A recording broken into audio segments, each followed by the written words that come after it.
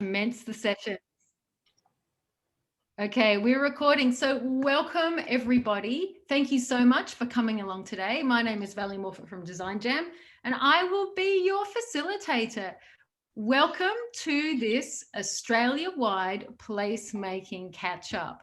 Before we go any further though, I'd like to acknowledge the traditional owners on the land on which we're hosting this webinar today.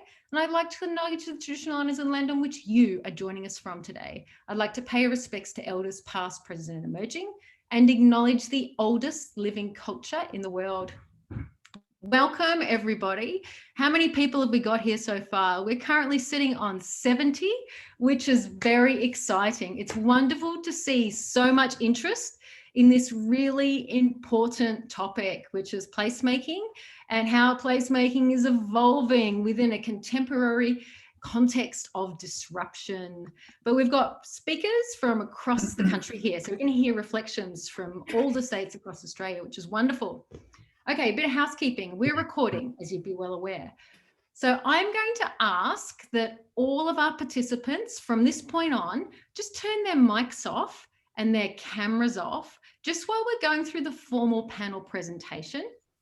Now, while you have your cameras and your microphones off, I'm going to ask you to open up chat because I would like you to be conversing like wildfire during chat. I want to see multiple levels of communication, information exchange between the panel and speakers, but I want to see you all talking as well. So please open up your chat. And to get things started, just introduce yourself via chat and let's get that ball rolling.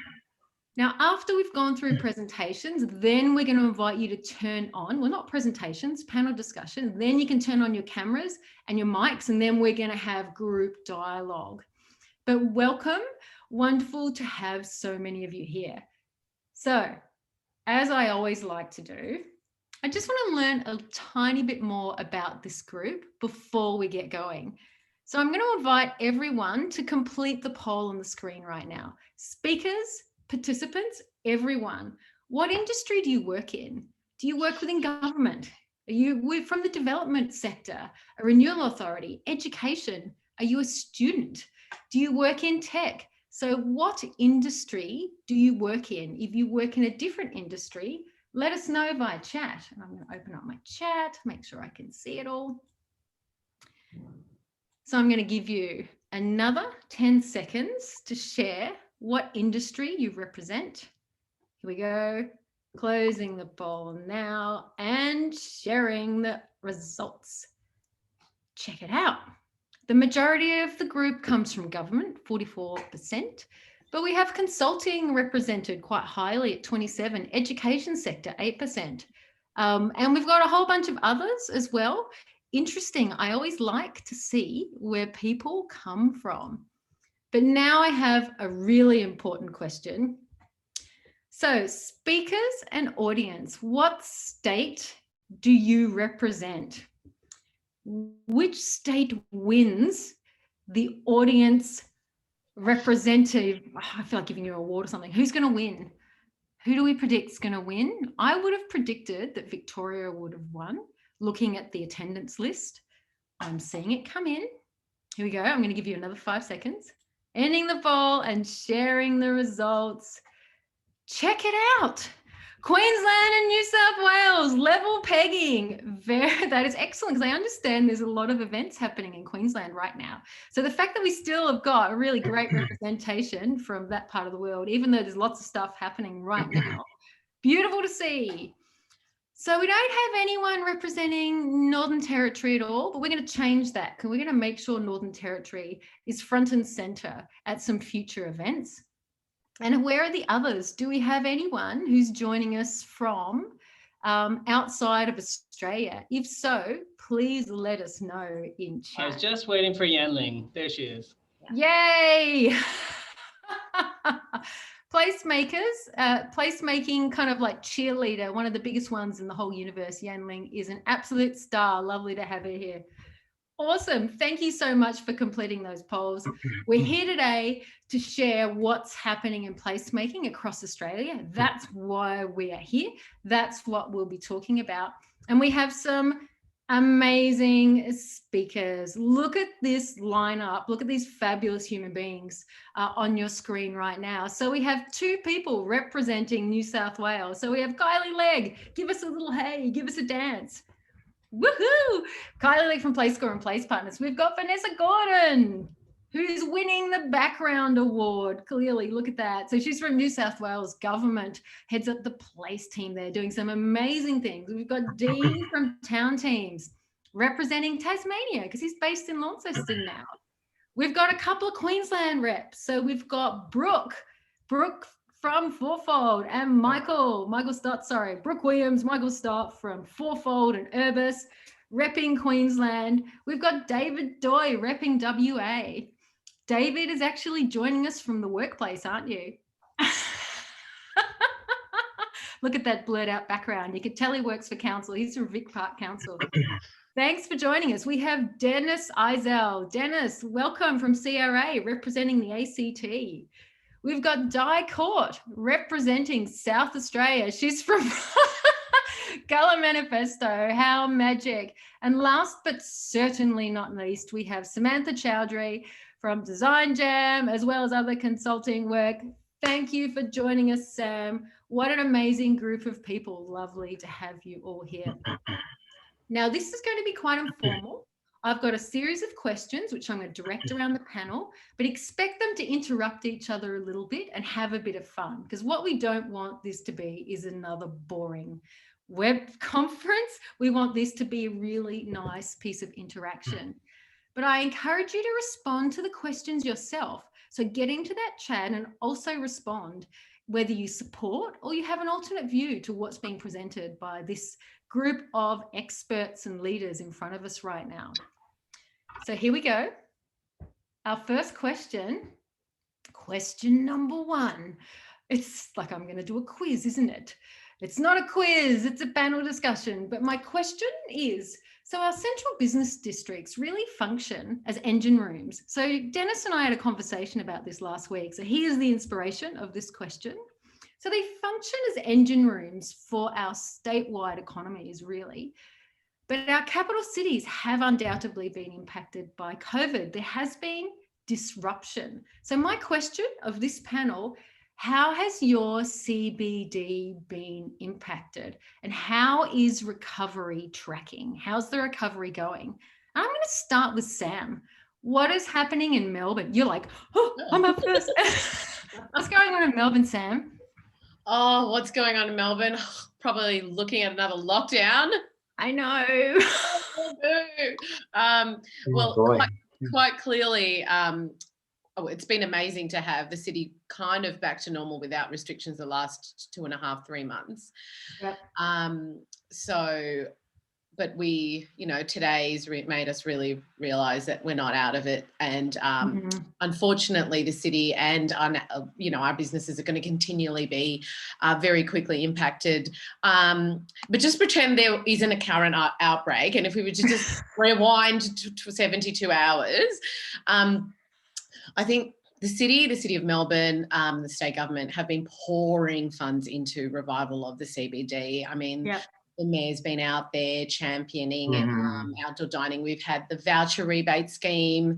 I mean, thousands of these vouchers sold out in 5 minutes. I didn't get one. I'm pretty annoyed because I have been spending a lot of money in the CBD.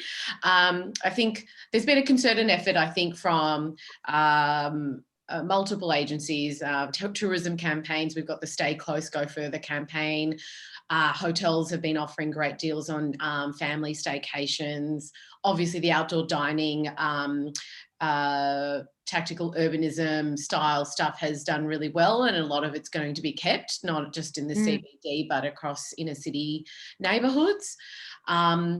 I think that there's been, all the major events have started again. So we've had sporting, arts and culture, the Rising Festival. I mean, there's been immense amounts of content being pushed by the food and entertainment magazines, Broadsheet, Time Out, What's On.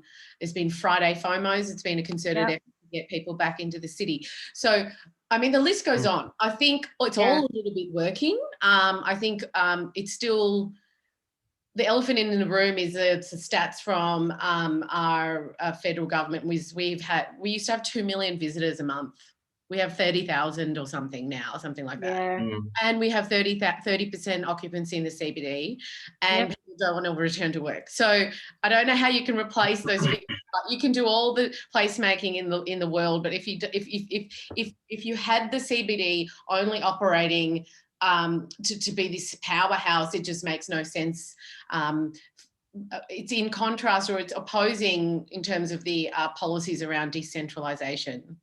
I know, and I'm gonna have to get you to sort of pause for a moment there. There's got space for others, but obviously with me kind of being Melbourne-based too, there's a lot going in the city, but also we've got suburban revitalisation happening. We've been working with the revitalisation boards in multiple locations, so government is also investing in the suburbs at the same time. So it's donut effect, isn't it? Investing in the centre, but investing in the suburbs, which is an interesting tension of what's happening around localism, which is really interesting. Okay. Brooke, Michael, I can see some hands going up. I was gonna compliment you guys in Melbourne because of the current move towards the donut economy and the great document that came out the other week, but also make sure that we shout out kind of Wyndham and Geelong and some of the others that have been doing some awesome work. And really, I've seen a lot of council staff feeling empowered more than they were, and we're moving into that, really valuing ideas again, and okay, let's make it work. And so I think you guys in Victoria are leading the way on a yes mentality, and I think it's really exciting to see and kind of capture some of that momentum. So what about Brisbane? Brooke, Michael, what's happening in Brisbane? Everything's happening in Brisbane. That's why we've got the biggest audience today. Yes. You want to go first, Brooke, or do you want me to chime in? Oh, you go on. I'll jump in. Well, so, Brisbane is an interesting case study because it's not only on a different part of the spectrum in terms of both kind of immediate response and then kind of post-pandemic response, but it's really, there's been a lot of stuff going on in the background that we're only just starting to see. And so typical to Brisbane, we took a kind of a backseat approach to a lot of it. And I think what we're seeing now with the PCA's big push for, again, we have a FOMO Friday thing going on here and stuff, is we're actually seeing Brisbane City Council in particular looking to, I'm partial because I'm writing with Kate the interim action plan for the city, but a lot of the things we're talking about are what you guys are doing in New South Wales, what's happening in Vic, and we're trying to put it into a stripped back way that everybody feels that they have ownership of. So how do we actually look at giving placemaking or empowering people to be a part of placemaking, I think is a lot of what we're doing with council. But then, Brooke and I are working together on this amazing project in Birkdale, which is all about, kind of place and bringing green space to an area which wasn't traditionally there. And there's some really amazing projects coming out. And I'm sure Brooke would agree, is we've been busy, and not just busy, but off our socks. And we're getting a lot of people asking us about, how can we become involved in our city? And it's really, I love it.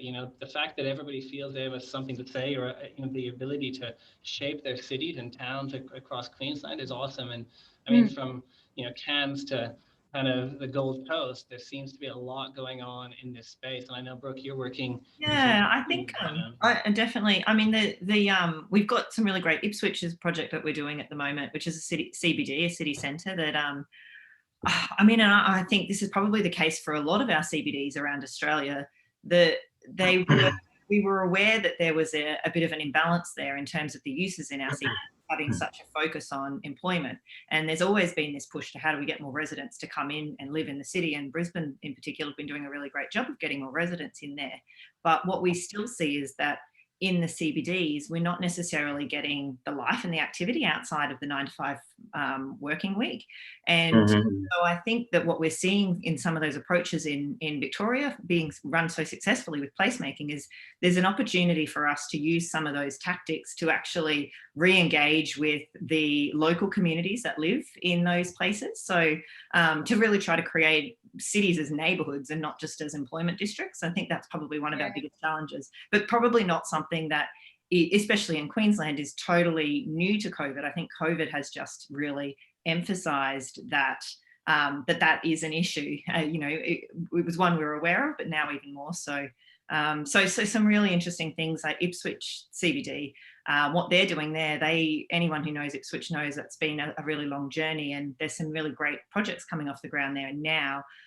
But certainly post-COVID, the businesses surrounding that direct CBD have really struggled as well. So the council there are taking a totally different approach, and I've loved kind of connecting with a few of the people in the industry across Australia to help get some learnings from each other around the best approach here.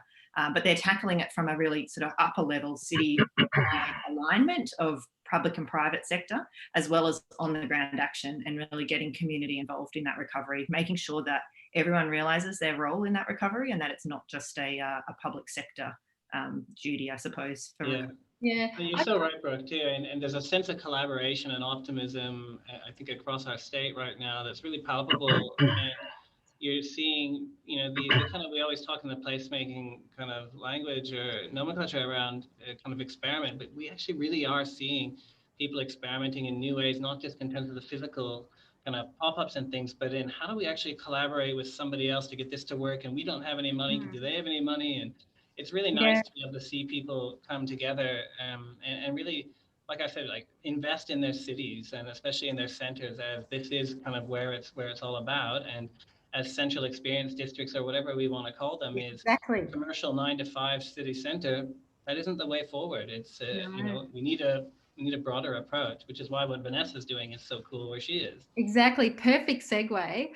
Before we move to New South Wales, though, I do sort of, it's interesting that, Brisbane is the city that's investing in new CBDs right now. You've got multiple new CBDs which are being built. Interesting time to sort of re-explore what the real purpose of them can be, and experience districts. Great little reference there, Michael. Really nice. But New South Wales. Vanessa, you and your team have been driving a whole lot of fantastic things. You were really on the front foot early. What's going on in Sydney?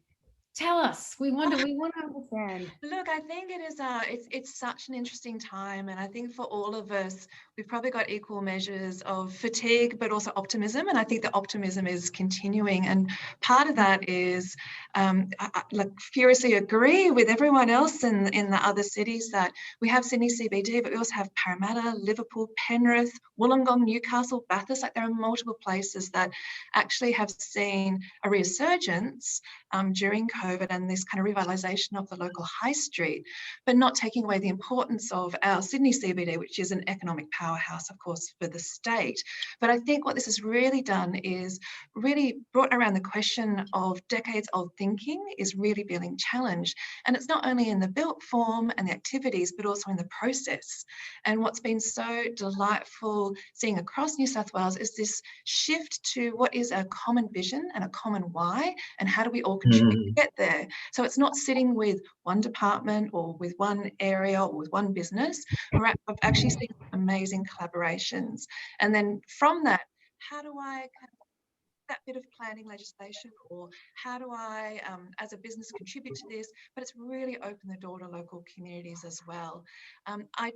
We've still got occupancy rates down across our CBDs, but but on the other side, we're seeing streets and open spaces being used really innovatively in an inclusive way to bring people together and to connect in a COVID safe way as well. So there's this balance, kind of rebalancing that's kind of going through. There's been a lot of conversation around how, I guess, businesses can innovate and make the quality of what's being offered in the office better to kind of entice people back into the city. But I would say, we need to ask not only how we make the commute worth it, but what is beyond the commute, because at the moment, our most valuable resource that we are all looking at is our time. And we spent our time very differently last year to this year. Yes. So if our most valuable element is time, I think people are looking for not just what's in the office, but what's in those in-between spaces, and how we're really celebrating the character and how we're focusing on people's health and well-being. And that's been a real shift. So I can see that happening across multiple areas, but it is taking change. And what's great is, again, that change in the process purpose as well as what we're focusing on. And it's great here, I mean, to have our chief economist and our treasurer also talking about the CBDs are not going to be the same going forward. How do we work together to make the best of these? If an economist is joining in the conversation, I'm always like delighted. That's, Yes. really a hopeful place to go forward. And the importance, I think, that realization of experience, health, well-being, inclusion, and how we think about the places we have and how we're planning for places for the future. We're seeing more investment than ever before in our public spaces as these hearts of the community, which is just extraordinary. But we're also seeing real innovation in the way that government approaches this. We've got a nighttime commissioner, which is so incredibly exciting, who's looking at system changes that he can make, Mike Rodriguez, to really look at day-night economy in all of our communities. So a much broader response, but I think it's we're seeing these big trends coming through. And Kylie, yes, data, add some value. Well, I think there's so many bits and pieces that everyone's been saying that I think are really interesting, and what Vanessa and the team at DPI have been doing, I think, has been extraordinary, and certainly taken a leadership position from government about changing the way that state government works with local government, which for me is one of the biggest shifts that I've seen certainly in my working career. Like, it's the seismic shift that will never change now, which I think is amazing. And a lot of the things that we're talking about is the soft infrastructure of cities. And I think she said something about, it's this well-being and this life between buildings. We all know that term. But the thing that I think, particularly from the CBDs, and everyone sort of touched on it a little bit, is that the buildings also count. And the land uses inside those buildings count, and they set the stage, the structure for kind of what kind of life can be created. And so where we're seeing the biggest disparity between kind of economic resilience and social resilience is by the fact of the land uses and the buildings. It's not the humans that are different, it's actually the structure of the streets. And so for me, and I've been touting this forever, but placemaking can't just be about colouring in between those buildings. And I know that sounds really rough, but I'm like, the opportunity now is to bring these other partners that tend to not be actually the best collaborators because they're got more competitive, to think about structural change and how government can actually support the changes of land uses and ownership that is actually required in cities to make them more resilient. Because like the city of Sydney is a really great example, is going, I live very close to Darlinghurst and King's Cross. We're fine, right? Those villages were great, really local, really diverse ownership, both in terms of the buildings and also the businesses, and the sort of return to the local. Whereas the CBD, it's like there's moments like the Lend-Lease owned kind of things where they control it, and the rest of it is a wasteland where the lack of it's not all singly owned, but it's not all owned by one person who can control it, that is really causing problems without able to actually push back because the city doesn't have enough power. And that's why I just wanted to finish, actually, because I think it connects into what was going on in Melbourne.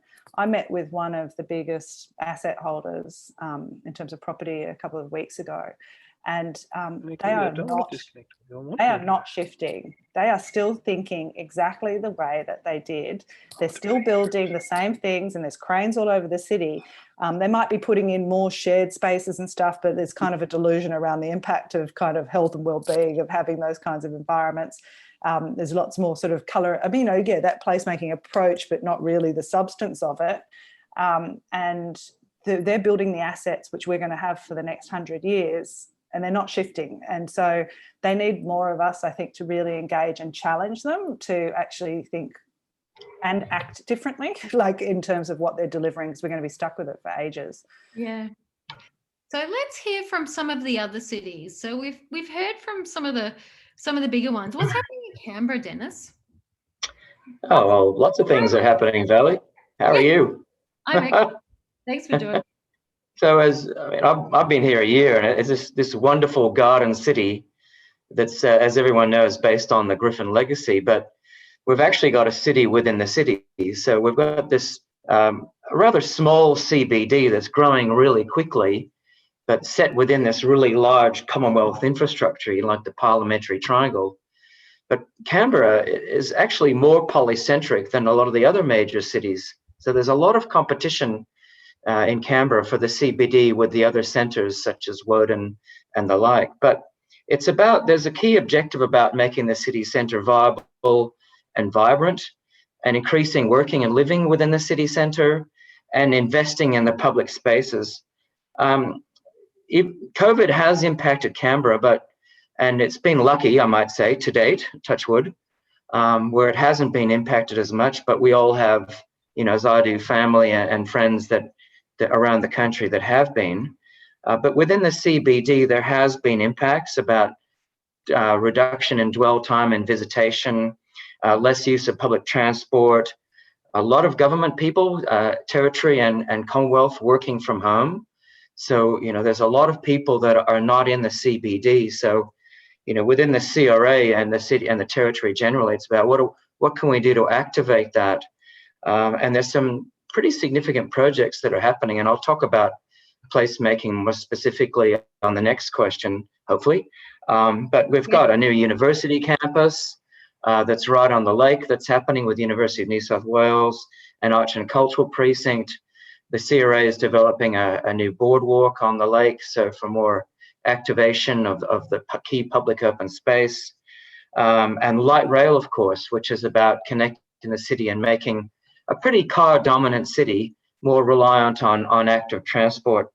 We've also got a wellbeing framework, and the CRA is all about people-centric approach. So I think, to answer the question, Canberra is tracking well, but there's still a lot of strategic initiatives that it's underway, and it's growing quickly and successfully. But just, we have to work on everyone on the same page with our community and our stakeholders and key proponents with all these interesting work that's happening today.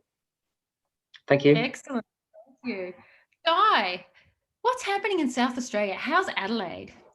Well, if you came to Adelaide in January 2020 and you came here now, you might not notice too much difference, because we really have suffered in the same way that everyone else has. And I'm not bragging. We have a lot of across the country, and sometimes there's a benefit of being in a smaller city.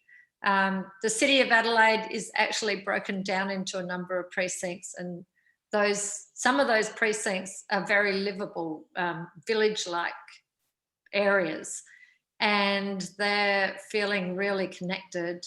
The vacancy rates of businesses in those precincts, and that's across all of Adelaide, was sitting on 13%, which isn't too bad in these times, and probably wasn't that different before.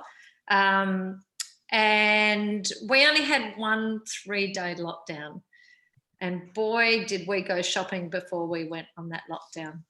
But it's been great being part of this, because I've taken more of a humans of placemaking approach and taken the opportunity to have some really great conversations with people in all sorts of sectors, universities, artists, placemakers, councils, and an overarching theme has been creativity. And that's not only in the way we all do our work, but more space to be creative, to create good outcomes for our city. Although it's not always appreciated, I must say, football seems to have been given more rights, football being a CBD activity in Adelaide, with Adelaide Oval being right on the river. A lot of projects have been moving forward at the speed of light. Architects that I've been speaking to are busier than ever. Sorry, that's my friend the fly that's coming across my screen. Real attention seeker, that fly. That's a unique experience. And the City of Adelaide is really concentrating on data and research to really bring back those precincts from probably before post-COVID times and really get them pumping, because it's a real asset, the fact that we have more of like a number of villages around the city. Business district is definitely feeling it because, as we all know, everyone's more flexible in their work situations. But again, everyone approaches it differently. Some people that I've spoken to prefer to work in the community of their work and have face-to-face collaborations, and the opportunity to do that is more important to them than the flexibility of working at home. And other people, especially artists, are used to working in an isolated place. And so it hasn't affected their way of working so much, unless you're a performance artist, and then you feel it more. I suppose too, might have to get to wind up here so that we've got room for others.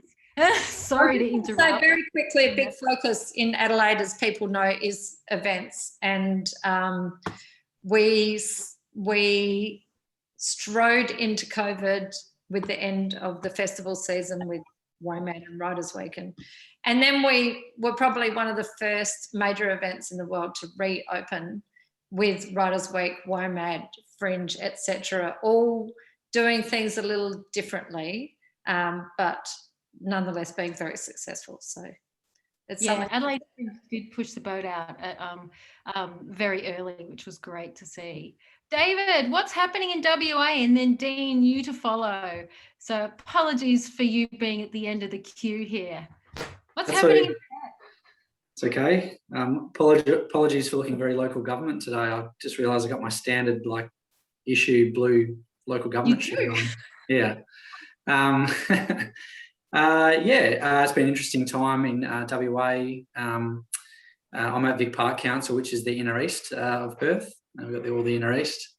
It's been, the last year and a half has been a huge experiment really in decentralisation, where we've seen people flee back to their neighbourhoods for periods of time and really get to know their local neighbourhood. And to be honest with you, a lot of our local centres and neighbourhood centres have really, it's been boom time for them in the last year and a half, and that's been no different in the town of Vic Park. And then the CBD and some of the larger regional centres, the big box type shopping centres, have really they've really depressed in the last year and a half, and are slowly starting to recover and at different rates. And the Perth CBD is certainly on an upward trend, but it hasn't returned back to our pre-COVID levels. That's for sure. But we have, we're up. To be honest, we're back to if you look at all of our different data sets, we're sort of up 15% when we look at things like pedestrian footfall and Google mobility reports and a whole range of other things. We're going really well, but it's patchy, so it depends on the business.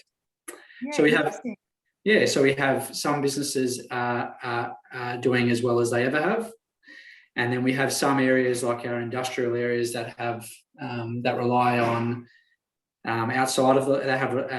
rely on business outside of the local area, mixed up in sort of global or national supply chains. Some of those guys are struggling. Some aren't, but some are. So it's quite a patchy experience for us. But like I say, more people on the street. A lot of people now have chosen to work from home at least 1, 2 or 3 days a week, which means they're in the local community more. And that means that they're spending time in those local centres, they're spending time with one another. And there's a whole range of benefits that flow out from that, both for the our local economy, but for the people in the neighbourhood, which is amazing. I guess Vanessa, you said before around time, and the people have had an experience where they got some time back, and I agree with that. We've seen a less mobile community, which has been, people have really been able to live within their neighbourhood for longer periods of time, and that's been incredible. But we've had a different experience. I don't wonder if there's any state government WA people here, but with our state government, where we've seen a hyper investment in infrastructure that builds on mobility. So it's let's invest in roads. Let's get that stuff going. And that's been, and that's all in the name of jobs and job stimulation. But I fear for the impact that has on our places going into the future. So that's been our experience so far. Great, interesting. And I can see everyone nodding their heads in agreement to many of those comments around investment, infrastructure, and roads, and, you know, maybe not quite enough focus on trying to redress our focus on that car-based kind of like movement network in local scenarios. Dean, lucky last, what's happening in Tassie? And Dean can sort of talk to Hobart and can't you? Yeah, so we've sort of got two CBDs. So I'm more familiar with Launceston, but Launceston and Hobart are actually doing pretty well. So we've been fortunate. Tourists are coming back now. So tourism industry's really suffered, particularly last year. Being such a tourist-dependent state was a big blow. But now the hotels and planes are pretty much full. Businesses are doing quite well. I live next door to a guy who owns a retail clothing store, and he said he's had the best few months in 30 years of doing that. So Launceston CBD is a real boutique CBD, and there's lots of people out, people with money to spend, tourists here with money to spend. So most of our businesses are actually doing pretty well. And I know Hobart gets a massive injection of money with Dark Mofo happening in June. So good luck trying to find a hotel room anywhere close to Hobart for 3 or 4 weeks around Dark Mofo. And I think that really shows the power of creativity and innovation and festivals. Yes. So Hobart's doing very well out of that. So our CBDs are actually doing pretty well. And Brand Tasmania is actually doing some really interesting stuff on place branding. And we probably need to get better at selling ourselves down here. So I didn't even know, but we're 100% renewable already, and we're shooting for 200% renewable. So lots of good things to see in Tassie. So jump on the plane and you know, really interesting hearing all of your commentary, because the feeling I got across this panel was the bigger your centralized engine room, the bigger the impacts you've experienced in the last 12 months. Smaller cities, local economies, where the economy is a bit more distributed, less kind of like really centralized, potentially less impacted, which, you know, I guess that's pretty obvious to an economist, but it's really interesting. Relying, Valli, on visitors and on employees are the ones that are struggling the most. So the ones that are really local, are a local hub and have local ownership, are the ones that are doing really well. So our regions are the same, I think, Dean, as yours in terms of that tourism perspective. They're actually finding they're doing really well because there's so much tourism amongst Queensland, by Queenslanders, probably in particular, but they're actually the same, kind of flourishing. Yeah. So some of the words I was writing down, which I was hearing repeated amongst you all, you know, so localism and the power of localism has been renewed.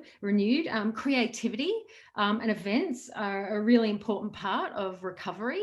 So arts and creativity is really critical right now, not just placemaking, but now during a period of disruption that we've experienced probably more ability to innovate quickly and rapidly in order to respond to the challenges. There's some of the things which I'm hearing consistently. And let's all write down those words, people of place, that Di said, because that's pretty awesome. And I even saw some conversation going on in the chat stream around that, which was really lovely. That was super interesting. I'd like to sit here and talk for half an hour on this, but obviously we have very little time. I'm going to hit you all with one more question. And we're going to make this a short, sharp, shiny response and then go to questions from the audience. So just quickly, what's your favorite placemaking project or program that you've been a part of in the last 12 months? What's your favorite project? And I'm just going to go. I've got one because I think it solves lots of things that you guys are all talking about. But we worked, and Valli also helped us with this at the beginning on this program called Jumpstart. We're probably way too early, like we over jumped the start. And we worked with a number of different business communities to basically build their capacity for rebuilding their own economy. The most successful one is Windsor Mall Community Group, who of course hated us when we arrived. Why are you city folks? All that kind of stuff. But basically, it was a $50,000 spend to actually unlock their capacity to save themselves. Yes. They've gone from about a 40% vacancy, which has been a 20-year problem, to a 0 vacancy rate. They've had 2 films there. They're just amazing. And we gave them a budget of $25,000 and permission to save themselves. And it was, I think everyone should look at them. They're just so awesome. They're really clever kids. You invested in the ecosystem. You didn't invest in the Yeah, and from day one, it's like, business, do not give us a list of things. You are writing your own list. Yes, This is your exactly. list. It was really cool. Through co-design. Love it. Okay, we're going to go reverse. Dean, what was your favourite one? Going to go back around the order we came. My one's actually in progress at the moment, Valli. So it's called Showcase Moona, and I'm working on it with Michael Haynes, who's on the call as well. Glenorchy councillors had a really interesting approach, an innovative approach. So rather than doing it for the people, we were doing a curated placemaking program with the people. And Moona is one of the most diverse suburbs and multicultural suburbs in Tassie. And it's got a real focus on art and creativity there. So we've actually just tapping into the resources of locals, and the Glenorchy Council has funded 15 community-led projects. 15 projects. 15 projects. They're all going to be done by the 30th of June.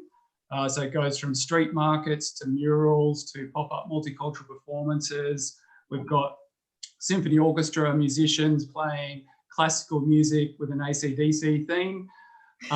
Lots of fantastic, innovative ideas that I never would have thought of, but the businesses and residents are so pumped and so into it, and we're really just tapping into their creativity and ideas. So yeah, definitely my favourite at the moment. I love it. Micro projects and micro grants can have enormous collective impact. Like, oh my goodness, can it ever? Particularly when they're all done together in one hit, curated placemaking project, and they're all working together beautifully. So. And then you have a concentration of action on the ground. Yeah, really exciting. David, favourite project?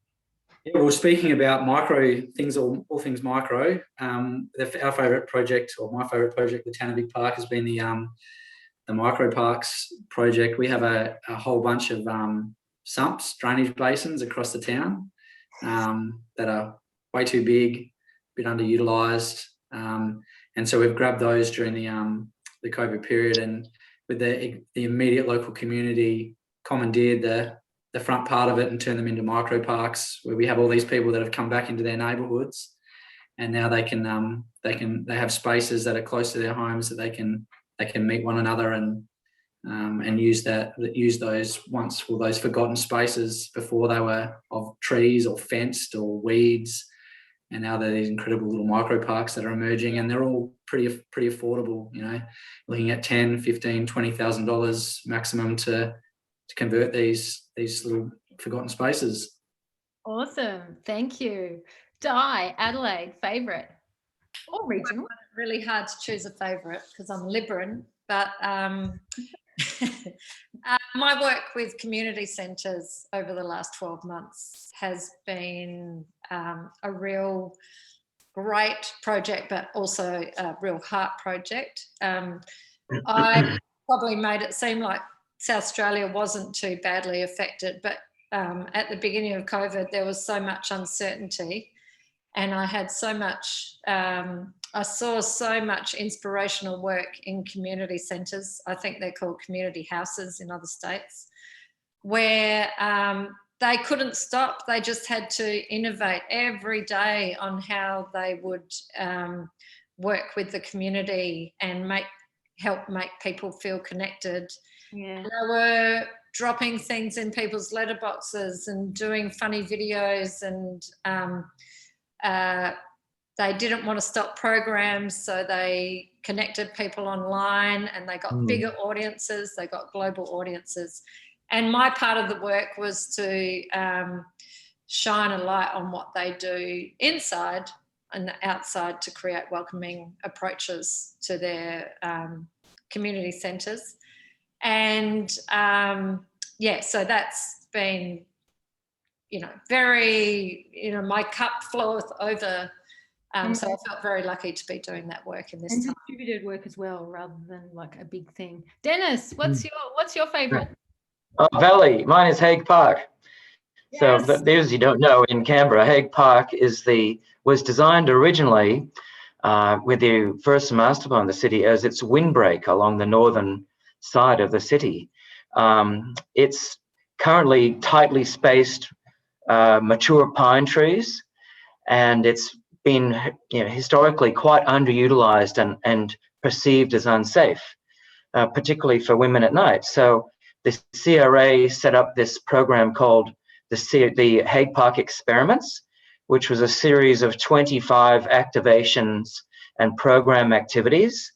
The metrics since then, since they finished just maybe a year and a half ago, visitations increased 44%, daily use 600%. So just a wonderful new use of the park. The city markets are now in the park every Sunday morning. We've got a new community centre that's a part of an adaptive reuse of the old depot building. We're putting in new pathways and lights, and the park is just being utilised and used and enjoyed more than ever, and we'll keep getting better at that. But the big news, it won a National PIA Award just last Monday night, so it's been nationally recognised as well. So very happy, but it's for the people, it's for the community. We're about community-led design, and it was about the experiments about what does the community looking for in this park, and then we built it off of that.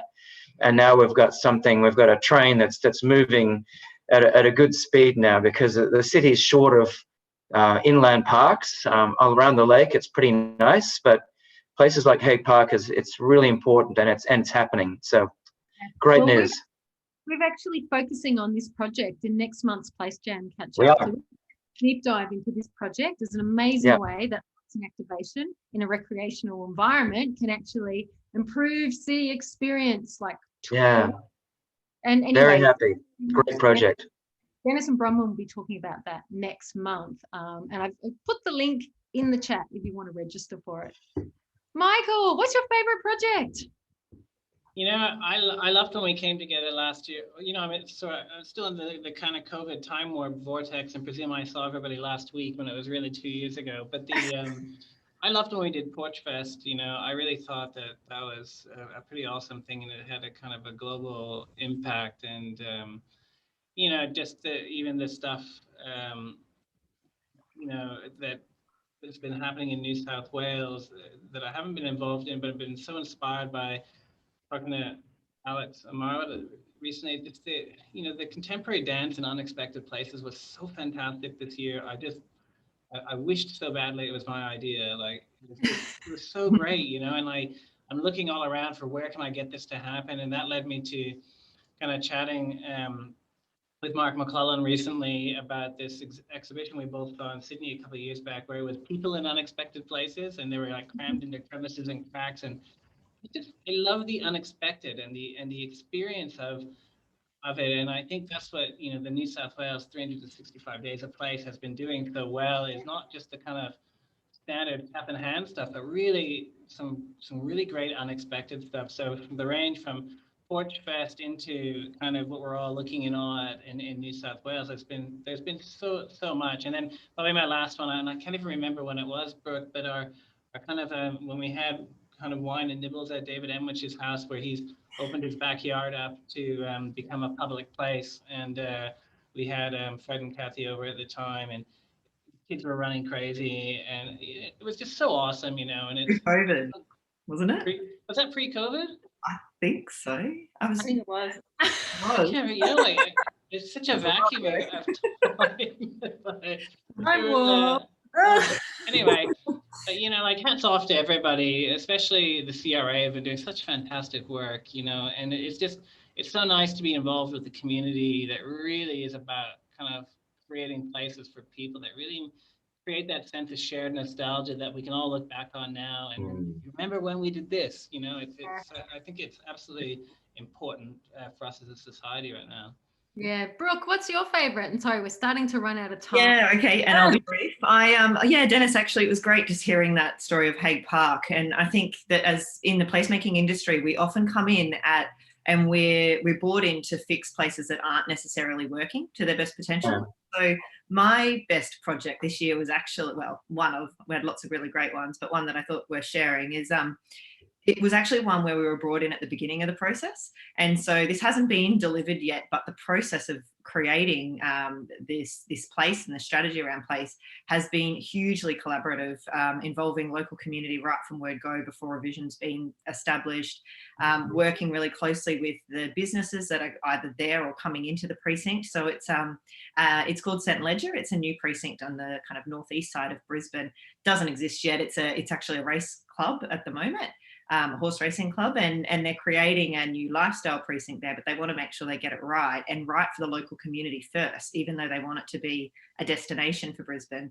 They know that it won't work without having that community there. So that project has been really, really exciting, just to have the client kind of getting it, I suppose, and wanting to work with it right from the beginning, and setting up systems, and even right down to the detail of thinking about who they're going to be bringing into the precinct in terms of tenants, and making sure that those tenants really understand what their role in ongoing place management and activation will be, and that kind of collaboration to continually drive the activity to that, which is so important, and something that I think we really saw with all our precincts and our destination precincts across Brisbane through a very short shutdown period, is that if you don't have that kind of local community, and you're just relying on visitation, it's a little bit scary, that we don't have that.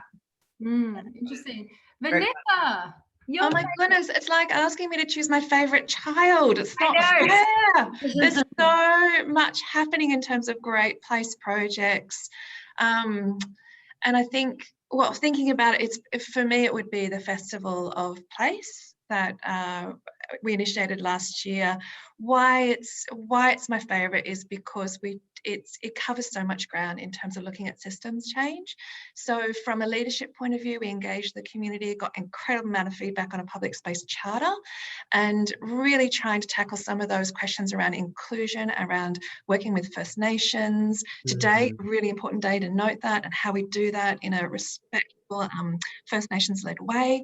So we have the charter, and then of course we released a lot of tools to build capacity and have shared conversations. So great international peers like Ethan Kent and Henrietta Gill helped us with a evaluation tool.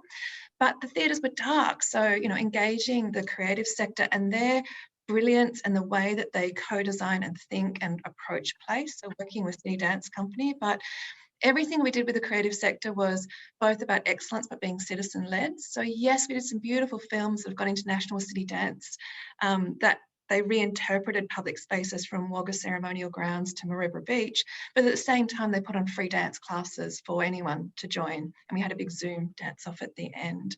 There's so many elements of the festival, I think, but it's because we've tried to show where we can do leadership, collaboration. But under that, I'll just quickly mention, it's just this very, very dear to me. It's a program called Places to Love, where we worked with 6 councils in partnership, really council community led.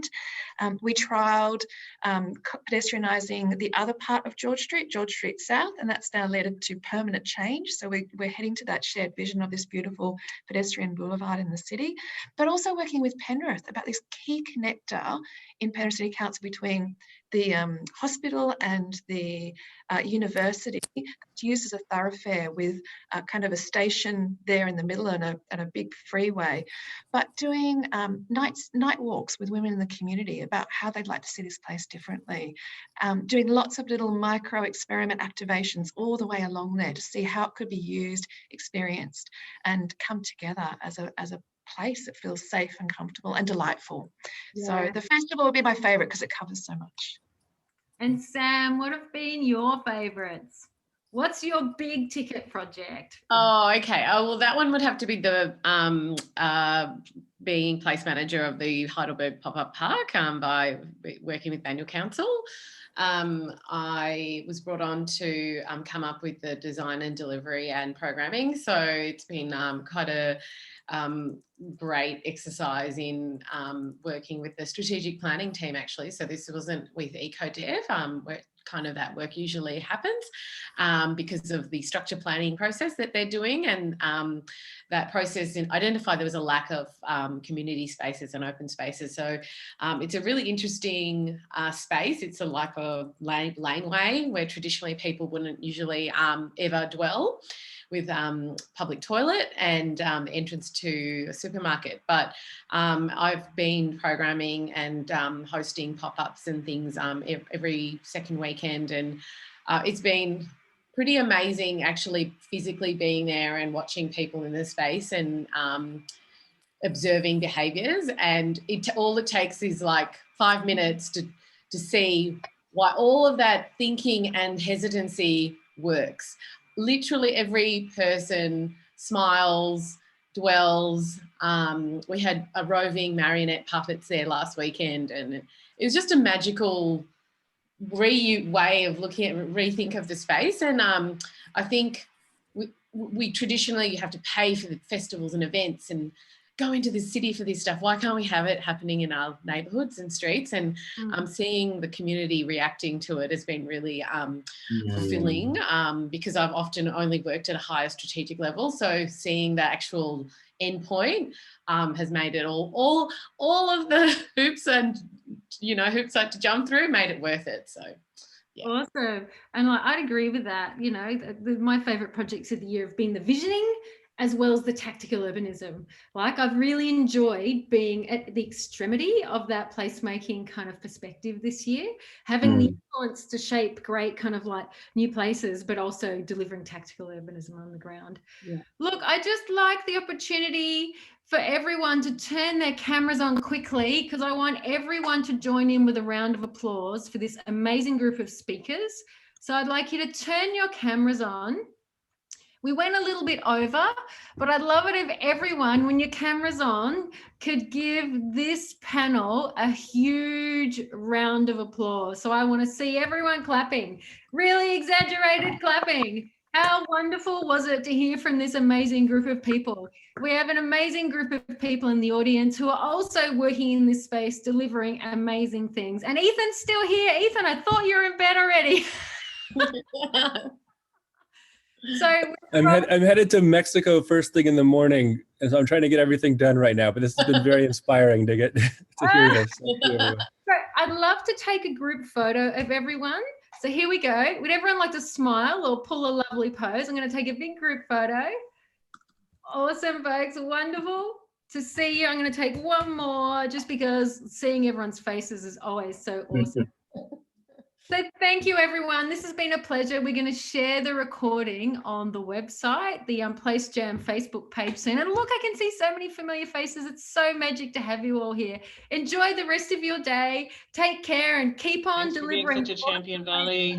Amazing, Valli. Actually, Amazing, cheers Valli. to Valli. Thank you, Valli. See you again. See you